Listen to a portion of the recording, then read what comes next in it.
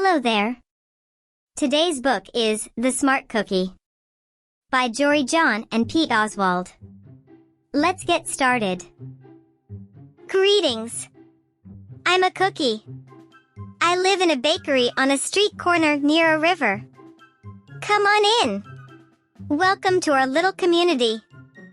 It's a warm and supportive place to spend some time. Pretty fantastic, eh? These days, life is sweet, but my journey wasn't always a cakewalk. When I was younger, I couldn't have imagined fitting in here. For a long time, I didn't feel comfortable speaking up or sharing my ideas. I didn't feel like a smart cookie. I wanted to be a cookie who knew all the answers, a cookie who felt confident in a group, a cookie who said aha when solving a puzzle. Like this. Aha. Looking back, I had some trouble in my early days. I went to school in a gingerbread house. Our teacher, Miss Biscotti, was kind and patient. When I arrived each morning, she'd wave at me and smile.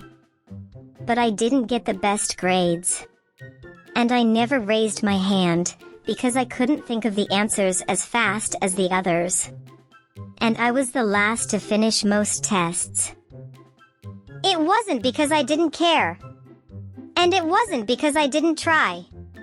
Sometimes I'd get distracted and mess up, even though I knew the material. Those were the most frustrating moments of all.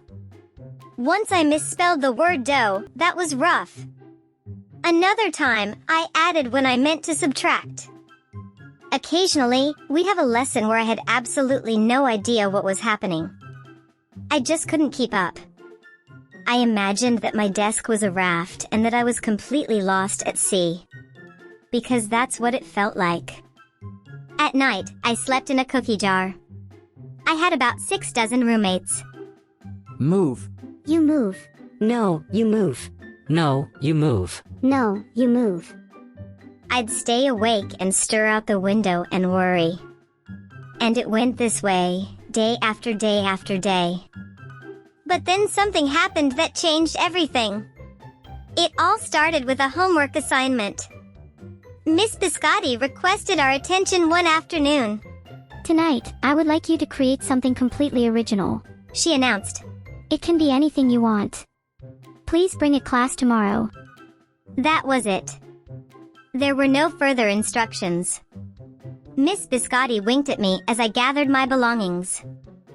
I felt like I had a million butterflies in my stomach. Create anything? Something original? Do tomorrow? Gulp! When I got home, I immediately went to work. At first, I tried a cookie project. The results were half-baked. Next, I tried to hammer and nail something. It splintered immediately. Then I tried making a sculpture. It was a complete bust. I wondered if I was about to fail yet another assignment. I was stuck. I stared out the window and watched the rain hit the river. There was something mesmerizing about the water. How it moved in such a chaotic way, swirling around and around, yet ultimately figuring out exactly where it needed to go. Aha! Suddenly I had an idea. I decided to write something original. A poem. I came up with a title based on how I had been feeling my crummy days. After that, the rest of it seemed to fall into place. I wrote and I wrote. I lost track of time. An hour went by in a flash. Aha! I said when I was finished. I couldn't sleep that night. But it wasn't because I was worried. It was because I was excited. I felt like I had really accomplished something. I felt smart. The following day, Ms. Biscotti asked for volunteers to share what we had created. One kid showed off his original frosting art. Another kid revealed his sprinkle distribution machine. It was neat seeing how everyone was good at such different things. Finally, Ms. Biscotti turned to me. Would you like to share anything? She asked. Gulp! I gulped. I I thought I'd probably crumble under the pressure.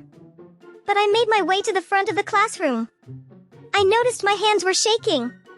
My mouth went dry. This poem is called My Crummy Days, I said, my voice cracking, and then I read it aloud. As I spoke, I noticed some kids nodding at certain lines. Other kids loved at parts that were supposed to be funny. As I built toward the finale, I felt myself becoming more confident and animated. And in the end, everybody clapped and cheered. I promise you this, I'll never ever forget it. Ms. Biscotti was beaming. No one but you could have written that poem. She said, It was completely original. Aha, I had done it. I had created something and shared it with the world. Well, my world at least. The rest of the day was a blur. By recess, I was already planning my next poem. I would call it My Sweet Morning. Aha. I thought when I came up with the title. Later that afternoon, Ms. Biscotti handed me a note. It said that I should keep on writing no matter what. That meant so much to me. School was a bit different after that. I wasn't so scared to raise my hand or ask a question. Or share my work. Sure, some things still don't come as easily for me as they do for others. But now, I know that you can be smart in many different ways. You don't have to have the answers to every question or suddenly be great at everything, all at once. You just need a chance to try all kinds of things, to find out who you are and what you like to do. As for me, I learned that I can write and I can think up great ideas. And I have found plenty of other things I'm good at too. I no longer feel lost at sea. It's more like floating down a river. And the best part is there is always more to learn. Because we are all smart cookies. Aha. Aha. The end. If you haven't done already, please like, share, and subscribe. See you next time. Bye.